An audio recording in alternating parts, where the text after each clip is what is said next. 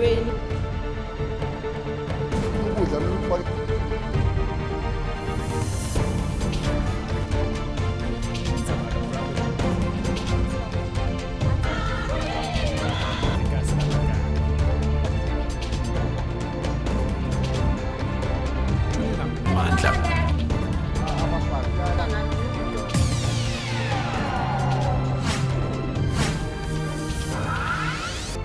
Lo ngumbono osezingqondweni zabaninzi owashiywa ngamadangatya emkani nemiphefumlo engapha kwama-70 kwezi zakhiwo sele zaba ngamabhodlo kweli Rhawuti.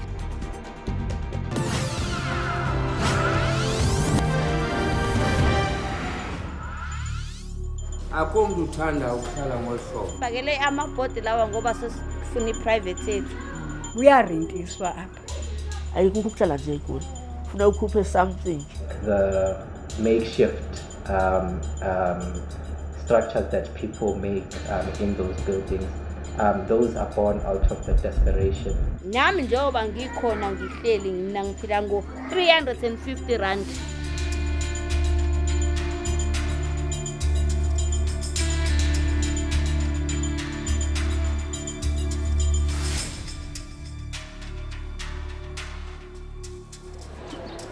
Kwandonga ziyaduma kwamntanam wendelephi na eRhawutini ukutsho neyaziwa njengovimba wezoqoqosho yeli.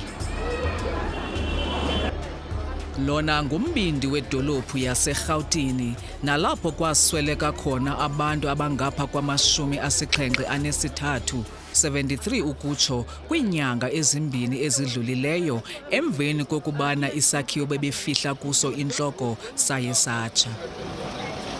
Abacimi-mlilo ke bathi basokola ukucima la madangatya ngoba kaloku babengakulindelanga abagagana nako ngexesha bengena kwesi sakhiwo bezama ukucima umlilo. Zininzi ke izakhiwo ezisabumila bunje apha embindini wedolophu nalapho abantu abangathathi ntweni beli bathi befika kule dolophu bezofuna impilo engcono bephela behlala kuzo.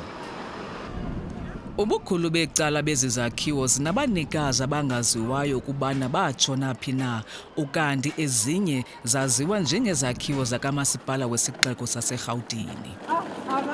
Ngenxa yokuswela indawo yokufihla intloko, uninzi lwabantu abangathathi ntweni luye luhlale kwezi zakhiwo, nangona ezinye zazo zingekho mgangathweni.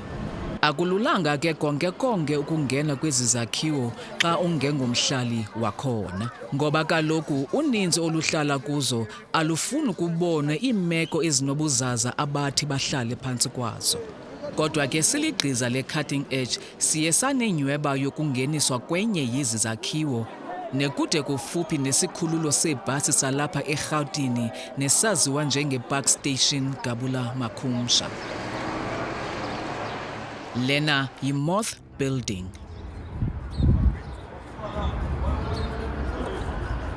Xa usondela kwesi sakhiwo ugangwa yimpahla ephephezela kwibhalkhoni, kunye nabantu abaphuma bengena beqhubeka nomsebenzi wabo wemihla ngemihla.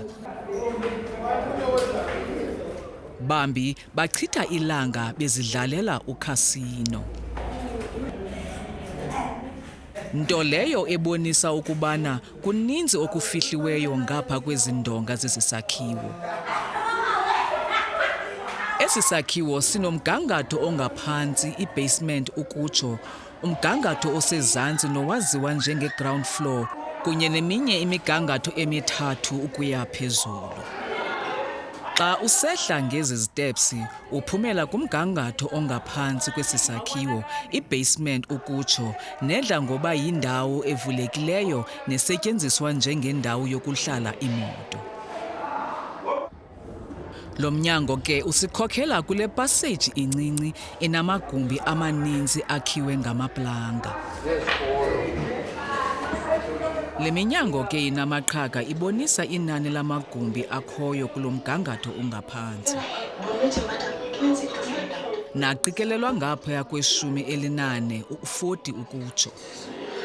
Onke ke lamagumbi ahlukaniswe ngamaplanga, kunye nale mibhalo iseminyango nesetyenziswa njengenombolo yendlu. Ze zafulelwa ngeplastiki kunye neseyile ngaphezulu.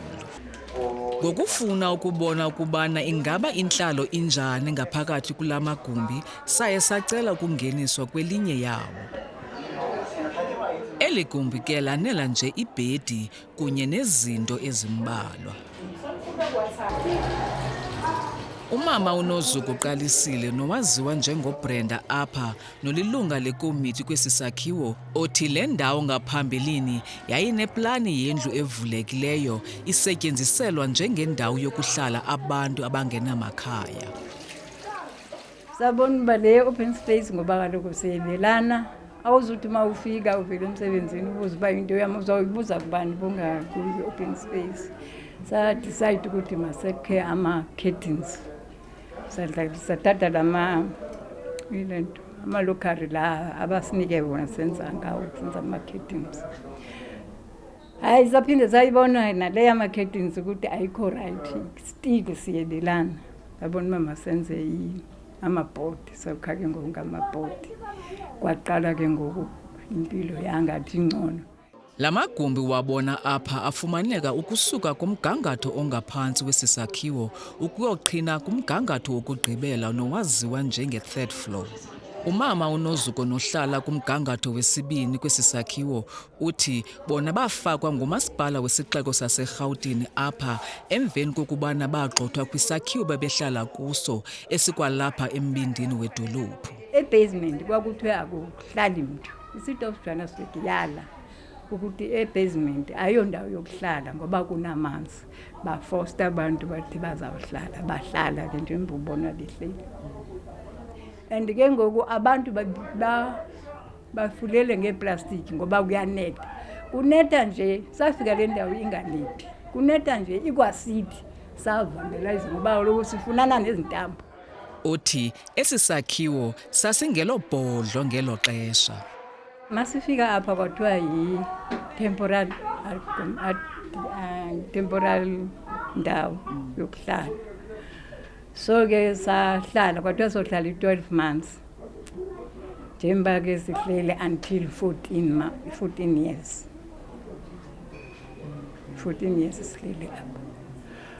So ke ukufika kwethu apha zange sifike sibaninzi. I'm sure sasipha ko-200 udibanisa nefamily. Ekuhambeni kweminyaka ke elo nani laphinda-phindeka lajika izinto. Sifumana ke ngelo xesha i-service, City of Johannesburg yasinika ama-cleaners, kukhona yonke into nje ikhona, masikhomplayina ikhawuleze ize. Ingaba baninzi kangakanani abantu abahlala kwesi sakhiwo? Baninzi. Xa uthi baninzi bangakanani? Hayi ndithi mawungabakhupha apha bangalingana amafleti ayi-4. Bambi ke basebenzisa la magumbi ukuzenzela imali. Kuyarentiswa apha. Into eninzi umrento. Mawuhlala kwam funeka urente. Mna ndirenti kodwa ndiyakwazi ukurentisa umntu. Akumnandanga ukuhlala apha. Sihleli nje uba ke singaziba sawubheka phi. Hayi, impilo esiyiphila apha ibuhlungu. Uyayuthi xa uvukile uthi Thixo ndiyabonga. Kuyagwazwana, kuyabulawana, kuqhuma izibhamu nje ungazi uba zizibhamu eziqhuma phi. Ziqhumelane. Athi umntu mawumbuza athi hayi bendisikhoka. 24 hours asilali ngumsindo. Ispeaker uyasikhupha umntu endlini yakhe azosikhalisa apha phambi kwakho. Uzawuthini? Uzakubuza uba kuphi kwakho? Uzawuthi wena kuphi ke kwakho? Athi akukho kwakho apha kusesilundini, indawo yamahala.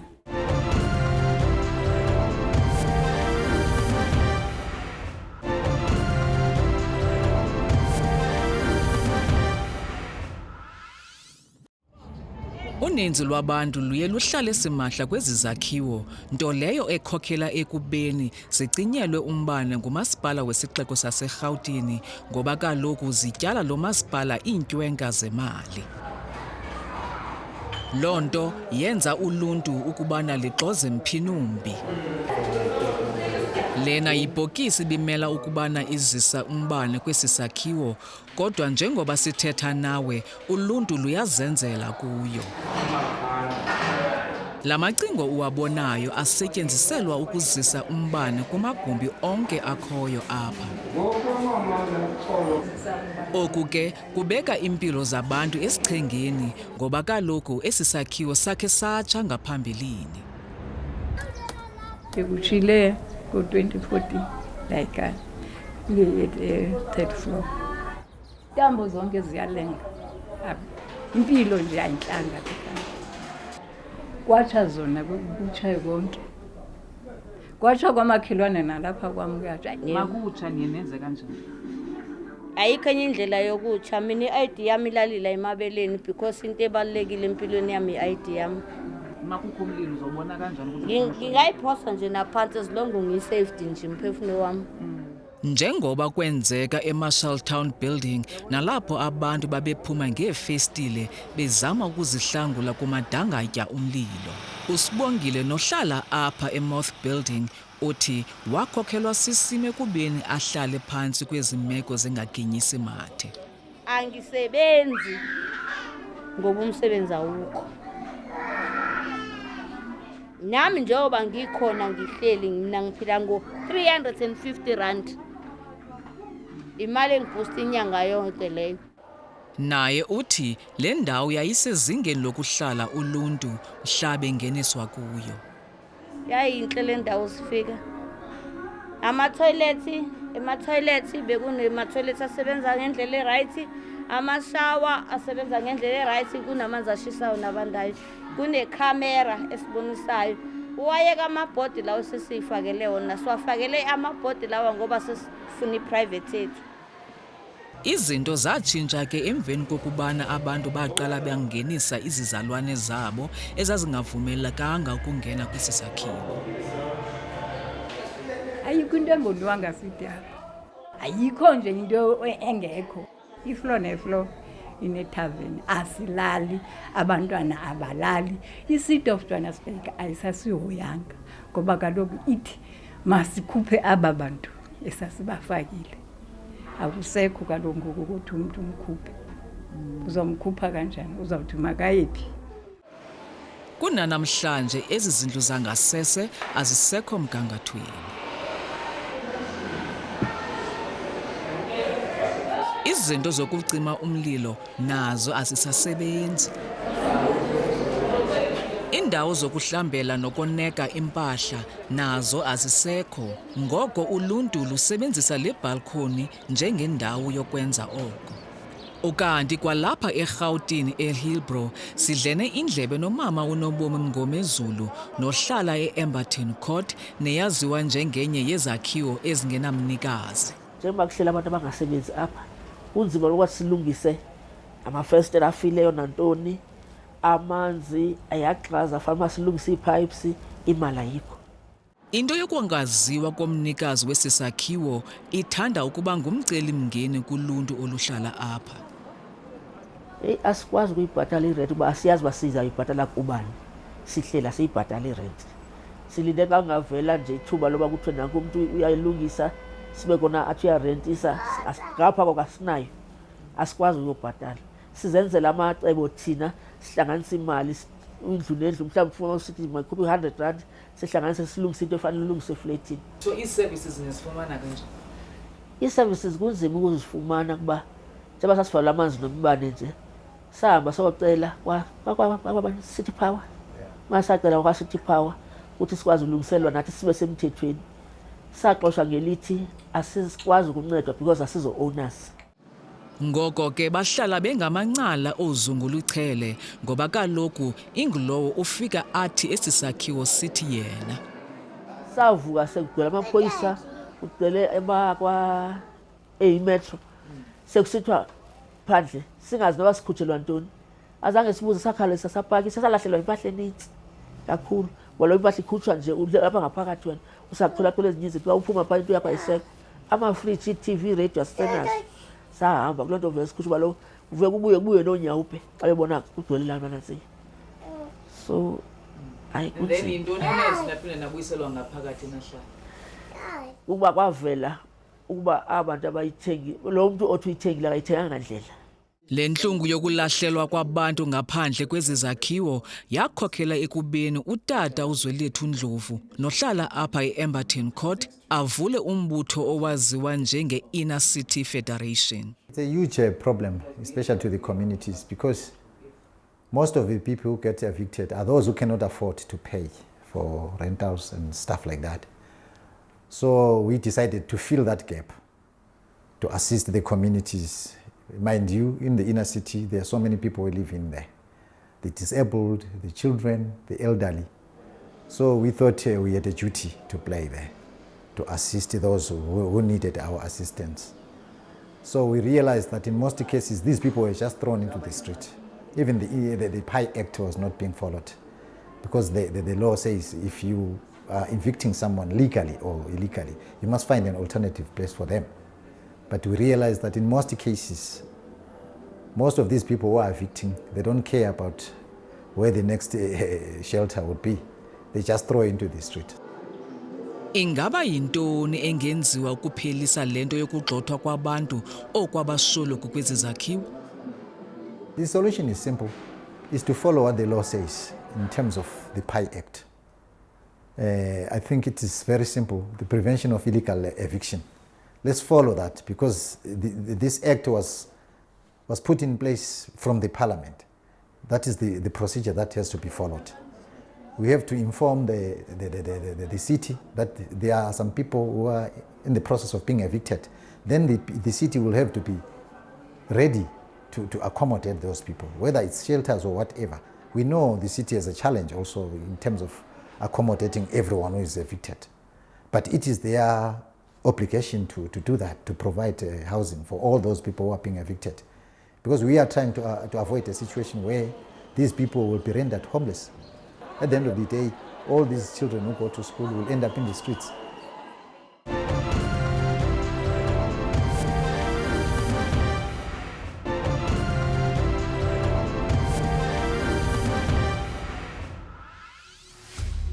Ukanti i-Property Hijacking and Compliance Unit Register yango-2017 ukuyotsho ku-2023 ibonisa ukubana zingapha ku-2055 izakhiwo abantu abazithathela zona apha embindini wedolophu.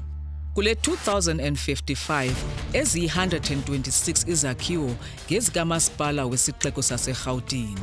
Eziyi-1929 zona zaziwa njengezakhiwo ezinabanikazi. We do acknowledge as a city that we have a big challenge of hijacking of property in general. In 2015, when we realized that there's this problem, the city passed a bylaw which is called Problematic Properties Bylaw. The bylaw is aimed at trying to curb and stop the issue of hijacking of properties in general, be it buildings in the inner city, be it people's houses in certain parts of the city. And then in 2017, we established a unit called GFS Group Forensic and Investigation Services. Within that department, there was a sub-unit that focuses on property hijackings.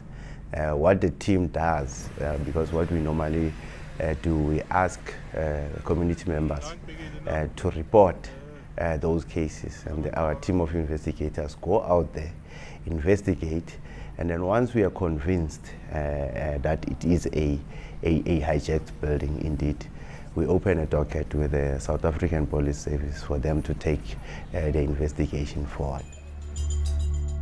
Ngokwenene ke i-Property Hijacking and Compliance Unit Register ibonisa ukubana ayi-203 amatyala ukubiwa kwezi zakhiwo adluliselwe kwisebe lezamapolisa. Iminyaka ke abahlali abahlala kwi-Moth Building behlala phantsi kweemeko ezinobuzaza. The Moth Building was a process that happened in 2014, between 2013 or 2014, if my recollection serves me well. And it was following a fire in one of the buildings in the city. So what transpired there is that people were relocated, and it was relocation that was supposed to have time frames. And as time goes on, people started vandalizing place. That place got hijacked. So it's one of the buildings that we are investigating and focusing on and trying to make sure that it gets declared as unsafe so that we can move those people to the temporary relocation area. And this is the building is declared unsafe right now. Would you have a place for them to stay? That's the site that I was mentioning, that we are building close to 900 structures. But with the new budget, we want to increase those structures so that there's enough space in that area to be able to temporarily relocate people while we're dealing with their challenges. The PI Act insists or dictates that the city should assist displaced people. Does the city have any idea how many people that stay in the Moth Building currently? At the moment, we don't have the numbers because of the nature of the structure. You find that some people come in and go. And that place was designed for temporary relocation where people should just come and sleep and go and do their work. But over time, after hijacking it, they started to multiply. We understand it's a ticking time bomb. When you're saying Moth is a ticking time bomb as the city, what are you guys referring to? We are worried about the habitability of the space. We are worried that it's unhygienic. We are worried that it's a fire hazard. And we might see fatalities should anything occur in that space. So for us, we want to prevent it before it happens. But being preventative at times, you might want to work with your processes, but what if something happens while I'm speaking to you now? It's another issue. So we're trying as much as possible to speed up some of the ones that we have identified so that at least we save people and relocate them to better spaces. What has taken then the city of Johannesburg so long to relocate the people in the Moth Building? There were a number of issues that pertained to Moth. Some of the issues related to court cases that we had to wait for them to be wrapped up. Some of the interventions that the city had proposed were shot down by the human rights lawyers. Inhlangano elwela amalungelo oluntu ekuhlaleni iseri ngamafutshane ithi umasipala wesixeko saseRhawutini mawuze nesisombululo sale nyewe. We do need to have a program, a housing program in the inner city that speaks to the realities of the inner city crisis. I think for far too long we've been operating without a programmatic response to the housing crisis in Johannesburg. There was a time when the city was coming up with a housing plan called the Inner City Housing Implementation Plan, which in some ways speak to some of these issues that we are raising. But that has not been followed through. And that is, I think, the difficulty and the reality of the inner city is that there isn't a long-term plan of how are we going to work around these issues to ensure that people have dignified housing in the inner city. Lo ngumbono wezakhiwo ezininzi ezikumbindi wedolophu yeRhawuti. Oku kungakhokhela kwintlekele enjengale ihlasimlise umzimba kutshanje.